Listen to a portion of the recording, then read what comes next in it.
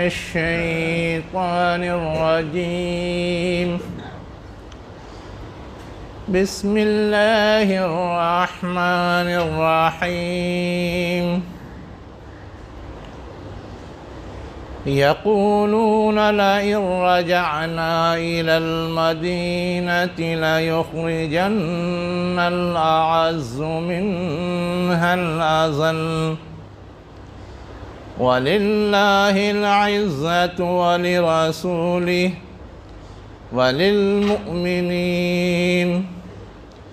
ولكن المنافقين لا يعلمون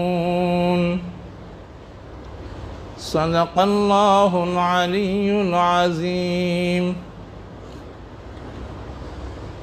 شروع اللہ کے نام سے جو انتہائی مہربان ہے اور ہمیشہ رحم فرمانے والا ہے۔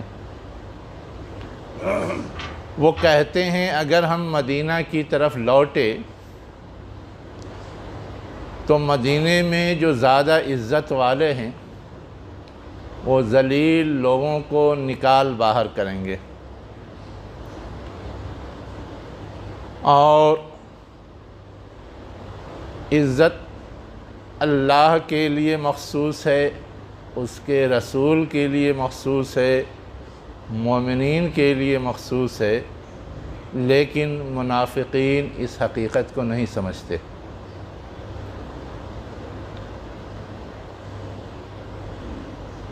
یہ سورہ منافقون کی آیت نمبر 8 ہے جو میں نے ابھی آپ کے سامنے پڑھی ہے۔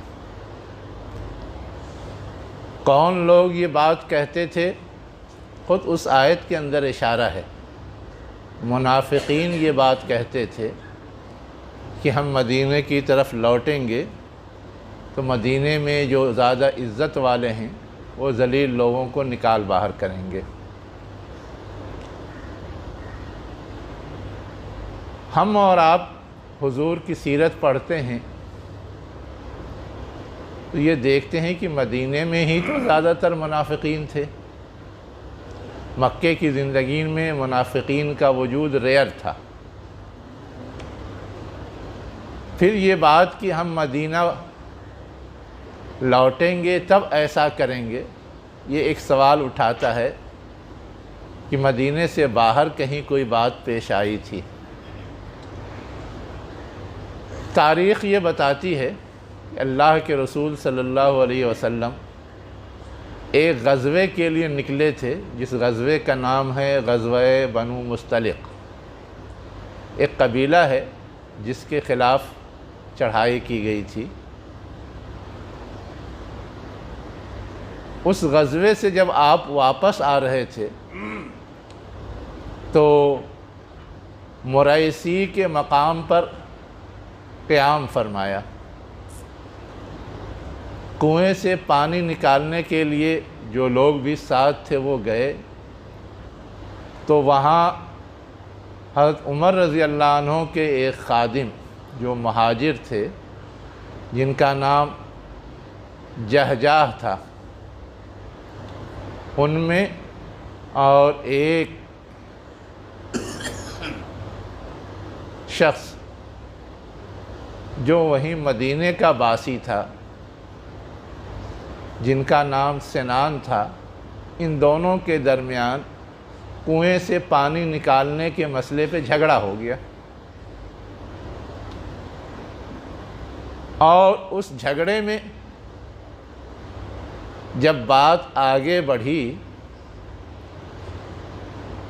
تو دونوں نے اپنی حمایت کے لیے جن کو وہ اپنا قریبی سمجھتے تھے بلایا، پکارا۔ جو مہاجر تھے انہوں نے مہاجرین کو، اور جو مدینہ کے باسی تھے انہوں نے مدینہ کے رہنے والوں کو۔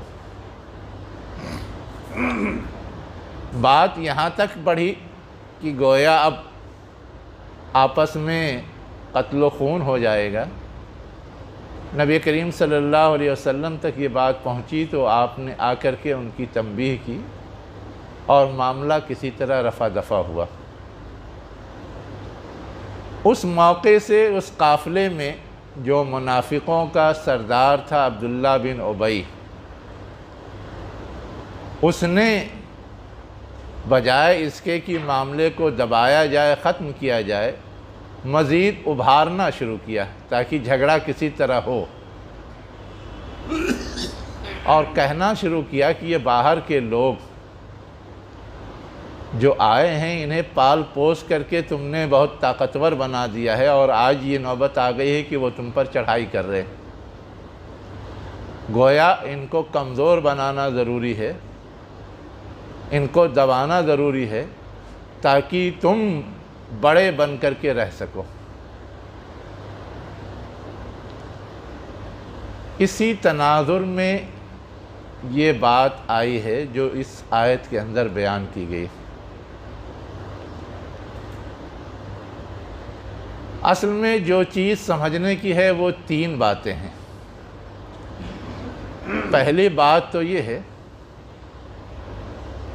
کہ فطری طور پہ ہر انسان یہ چاہتا ہے کہ اس کو اہمیت دی جائے، اس کو عزت دی جائے، اس کو بڑا سمجھا جائے۔ یہی چیز وہاں بھی لوگ چاہ رہے تھے، لیکن دنیا میں جو عزت کا معیار لوگوں نے بنا رکھا ہے کہ میں مال والا ہوں، اس مال کی وجہ سے عزت دی جائے، میں عہدے والا ہوں، عہدے کی وجہ سے مجھے عزت دی جائے، میں حسن رکھتا ہوں، خوبصورتی کی وجہ سے مجھے عزت دی جائے، میں کچھ ہنر جانتا ہوں، اس ہنر کی وجہ سے مجھے عزت دی جائے، میں دوسروں سے زیادہ علم رکھتا ہوں، اس علم کی وجہ سے عزت دی جائے، وغیرہ وغیرہ۔ یہ دنیا کے معیار ہیں۔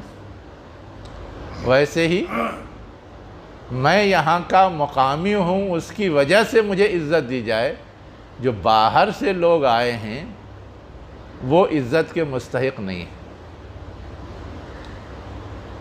تو ان منافقین کے ذہن میں یہ تھا کہ ہم مدینہ کے باسی ہیں، ہمیں عزت دی جانی چاہیے، اور جو لوگ مکہ سے ہجرت کر کے آئے ہیں انہیں 2 نمبر کا شہری بن کر کے رہنا چاہیے۔ یہ جو تھنکنگ ہے، یہ جو سوچ ہے، یہ جو تصور ہے، یہ تصور گویا ایک دوسرے کے درمیان دوری پیدا کرتا ہے، ایک دوسرے کے درمیان تفریق پیدا کرتا ہے، ایک دوسرے کے درمیان نفرت پیدا کرتا ہے۔ اسلام اس چیز کا قائل نہیں ہے۔ اسلام یہ کہتا ہے کہ یہ ساری چیزیں تو اللہ نے امتحان کے لیے دی ہیں بندوں کو، اس امتحان میں جو پورا اترے، جو اللہ کی فرما برداری کا زیادہ حق ادا کرے، وہ اصلاً اللہ کے نزدیک عزت والا ہے۔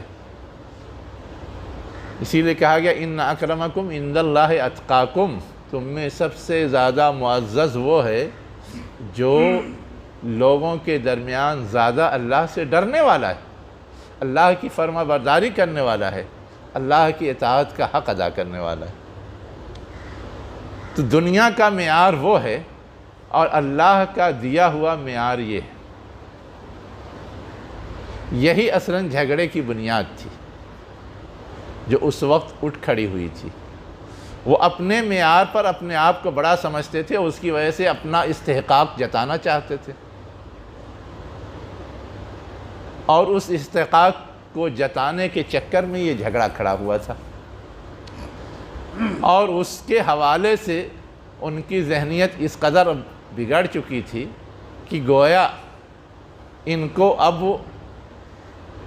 ہمیں کسی طرح بھی اپنے پاس کوئی بھی جگہ نہیں دینی ہے۔ پریشان حال تھے، ہم نے ان کو رکھا لیکن اب ان کو نکال باہر کرنا ہے۔ یہ جملہ کہا کس نے تھا؟ وہی رئیس المنافقین نے کہا تھا۔ اب یہاں پر 2-3 باتیں ہیں جو اصلاً سمجھنے کی ہیں، جو میں نے پہلے اشارہ کیا تھا۔ ایک بات تو یہ ہے کہ یہ بیماری صرف وہیں کہ لوگوں میں نہیں پائی جاتی تھی، یہ بیماری دنیا میں ہمیشہ پائی جاتی رہی ہے اور ہر جگہ پائی جاتی رہی۔ یہ تو منافقین کے حوالے سے بات آئی ہے، لیکن یہود اپنے آپ کو بھی دنیا میں معزز سمجھتے رہے اور دوسروں کو حقیر اور کمتر سمجھتے رہے۔ ہمارے ملک میں ذات پات کا جو پورا نظام ہے، یہاں بھی لوگ اپنے کو معزز سمجھتے رہیں اور دوسروں کو حقیر اور کمتر سمجھتے رہیں۔ اسباب یہی رہے ہیں، آج بھی یہ ذہنیت پائی جاتی ہے، یہ تصور پایا جاتا ہے، اور اسی کی وجہ سے دنیا بھر کی دشمنیاں، دنیا بھر کی نفرت پائی جاتی ہے۔ تو اللہ تعالیٰ نے اس آیت میں یہی بات سمجھانے کی کوشش کی ہے اور سمجھانا چاہا ہے کہ یہ جو لوگ ان اسباب سے اپنے آپ کو معزز سمجھتے ہیں کہ ہم بڑی ذات سے تعلق رکھتے ہیں، ہم بڑے پیسے والے ہیں، ہم بڑے علم والے ہیں، یہ سارے معیارات جو ہیں یہ صحیح نہیں۔ عزت تو اصلاً اللہ کے پاس ہے، وہ جس کو چاہتا دیتا ہے، جس کو چاہتا نہیں دیتا ہے۔ اس لیے کوئی یہ نہ سمجھے کہ اس کے پاس ان اسباب سے عزت آٹومیٹک آ گئی، فطری طور پہ آ گئی۔ دنیا میں کتنے پیسے والے ذلیل کر دیے گئے، دنیا میں کتنے بادشاہ ذلیل کر دیے گئے، دنیا میں کتنے حسن والے برباد ہو گئے۔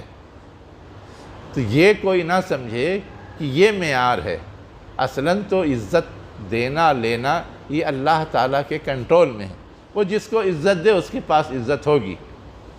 اب سارا کنٹرول اس کا ہے تو سب سے زیادہ عزت والا وہ ہے۔ اب اس نے عزت بخشی ہے رسول کو، تو رسول عزت والا ہے۔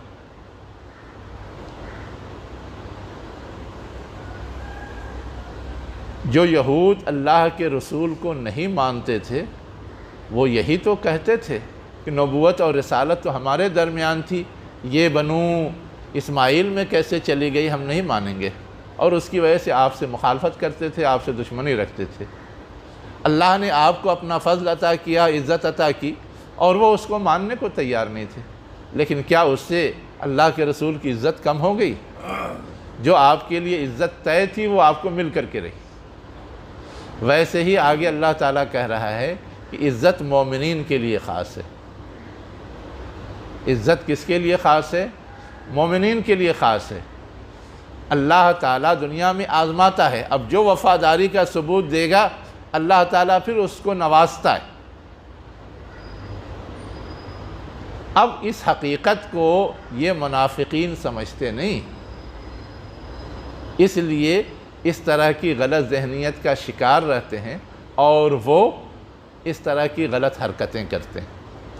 ایک بات تو یہ بتائی گئی کہ عزت کا معیار الگ ہے اور وہ سب دینا لینا اللہ کے ہاتھ میں ہے، اس لیے کوئی خود اپنا معیار قائم نہ کرے اور اس حوالے سے لوگوں سے کسی طرح کی کینہ، بغض، دشمنی، نفرت نہ رکھے۔ دوسری بات جو سمجھائی گئی ہے وہ یہ ہے کہ یہ جو عزت کا معاملہ ہے، اس عزت کے معاملے کے حوالے سے یہ حقیقت بھی سمجھنے کی ضرورت ہے کہ اللہ تعالیٰ نے جس کو جو عزت عطا کر دی ہے نا، اس سے ہٹ کر کے کسی اور چیز کو اگر وہ عزت کا معیار بناتا ہے تو اللہ تعالیٰ یہ چیز پسند نہیں کرتا، اور ایسا کرنے والے کو دنیا میں ذلیل کر دیتا ہے۔ آپ کو شاید یہ بات سیرت میں پڑھنے کو ملی یا نہیں ملی، اللہ کے رسول جب مدینہ کے لیے ہجرت کر رہے تھے تو اس سے پہلے عبداللہ بن ابی جو رئیس المنافقین تھا وہی سردار بنایا جانے والا تھا، اور اس کی دشمنی کے اسباب میں سے ایک سبب یہ بھی تھا کہ اللہ کے رسول جب پہنچ گئے تو مدینہ کی سرداری آپ کے ہاتھ آئی اور وہ اس سرداری سے محروم ہو گیا، لیکن پچھلا جو اس کا اثر و رسوخ تھا اس کی وجہ سے کچھ نہ کچھ ہاؤ بھاؤ اس کا چلتا تھا، جس ہاؤ بھاؤ میں یہ بات بھی شامل تھی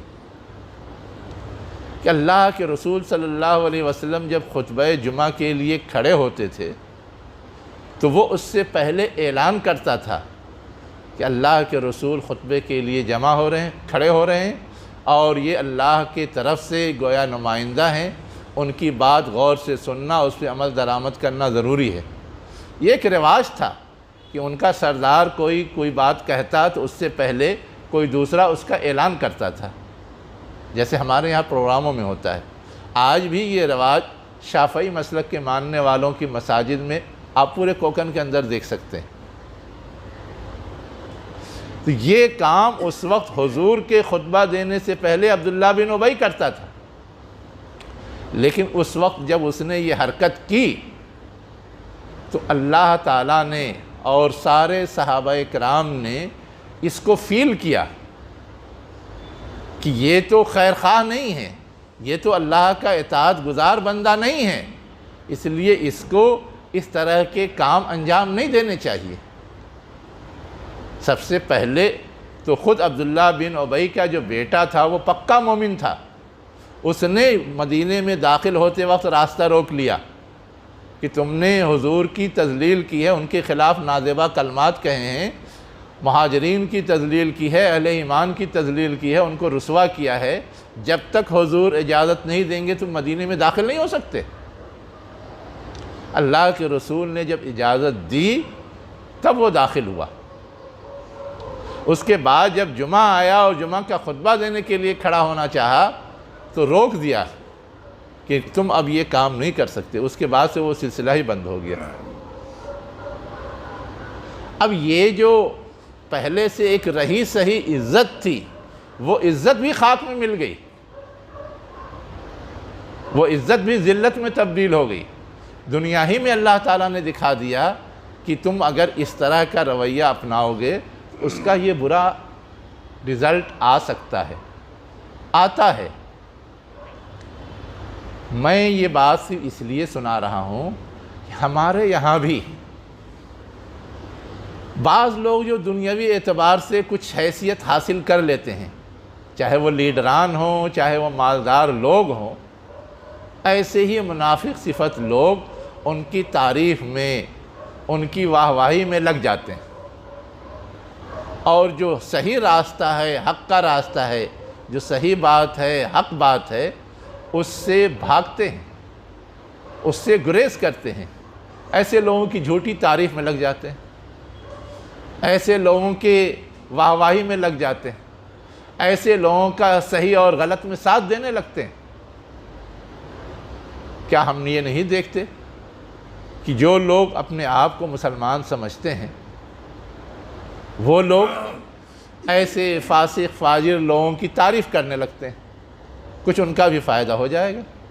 ایسے لوگ قبروں پہ جاتے ہیں، ناریل پھوڑتے ہیں، سمادھیوں پہ پھول چڑھاتے ہیں، دوسرے لوگ بھی ساتھ دینے لگتے ہیں۔ یہ سب کیا ہے؟ یہ سب اصلاً بظاہر تو ان کی عزت افزائی لگتی ہے، لیکن یہ ساری چیزیں اسلامی تعلیمات کے لحاظ سے غلط ہیں۔ اسی لیے احادیث کے اندر کہا گیا کہ جو صاحب بدعت کی توقیر کرے وہ گویا اسلام کو ڈھاتا ہے، اسلامی تعلیمات کو متاثر کرتا ہے۔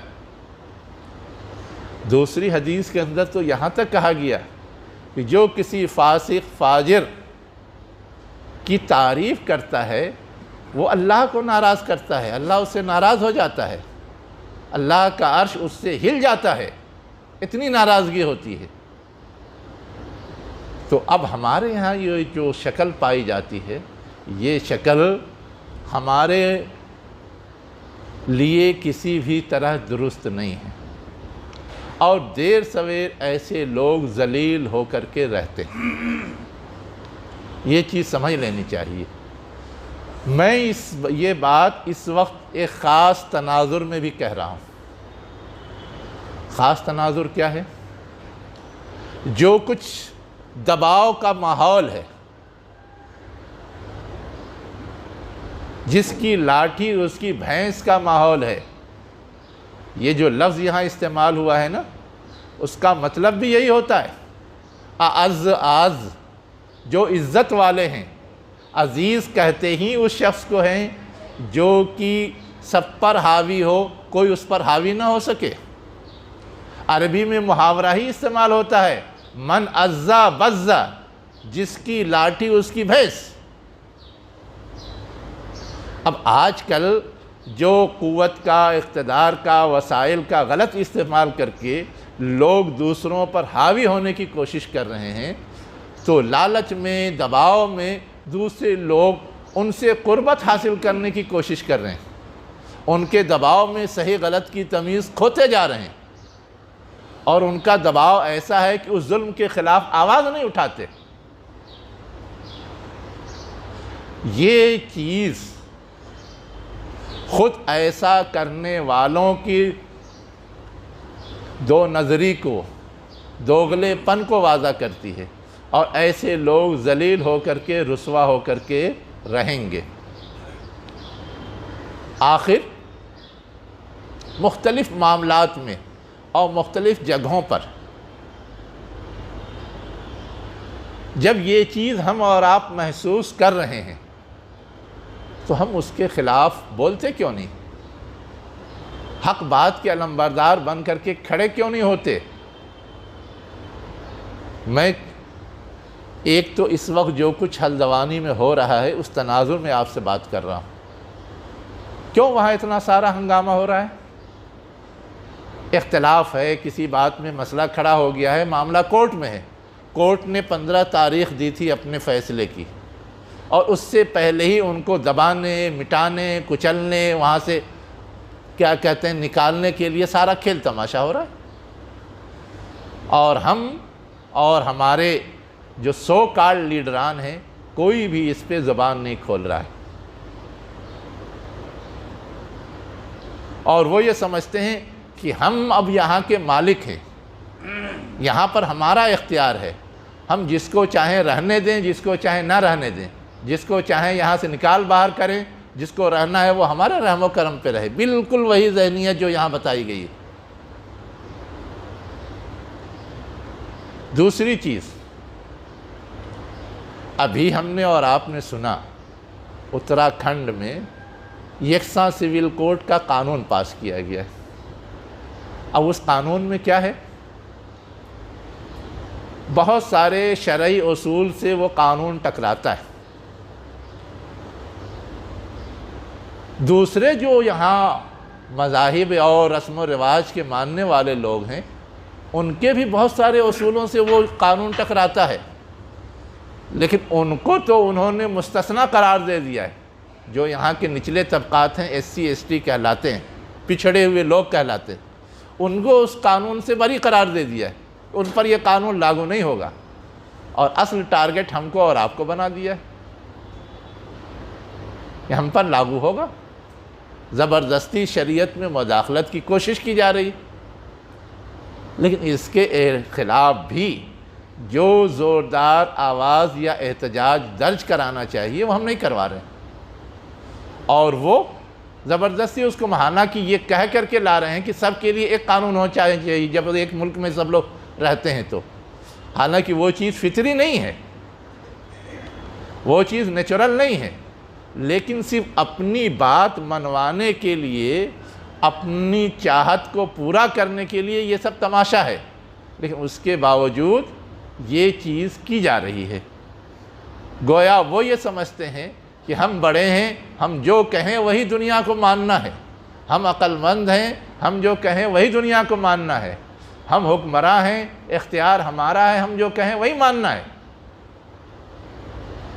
تو یہ جو ذہنیت ہے، اس ذہنیت کے خلاف ہمیں اور آپ کو کوشش کرنی چاہیے۔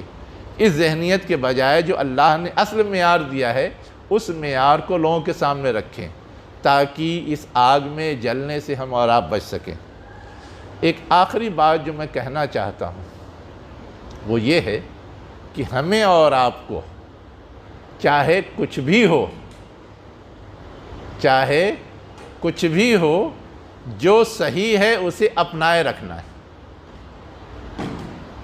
یہاں پر ہم نے اور آپ نے دیکھا اللہ کے رسول صلی اللہ علیہ وسلم نے، صحابہ کرام نے کون سا طرز عمل اپنایا؟ جو لوگ واقعتاً صحیح بات کے علمبردار تھے ان کی تائید کی، اور جو لوگ غلط بات کے علمبردار تھے ان کو پیچھے ڈھکیلنے کی کوشش کی۔ اکسایا تو تھا رئیس المنافقین نے، لیکن اس کو اس کی حیثیت سے نیچے اتارا، اس کو اس کی حیثیت سے دبایا۔ تو ہمیں اور آپ کو بھی جو لوگ اس غلط سوچ کے ہیں ان کو ان کی حیثیت سے نیچے اتارنے، ان کو ان کی حیثیت سے نیچے لانے کے لیے تدبیریں اور کوشش کرنی چاہیے۔ اللہ مجھے بھی اس کی توفیق دے، آپ کو بھی اس کی توفیق دے۔ اقول قولی ھذا واستغفر اللہ لی ولکم اجمعین برحمتک یا ارحم الراحمین۔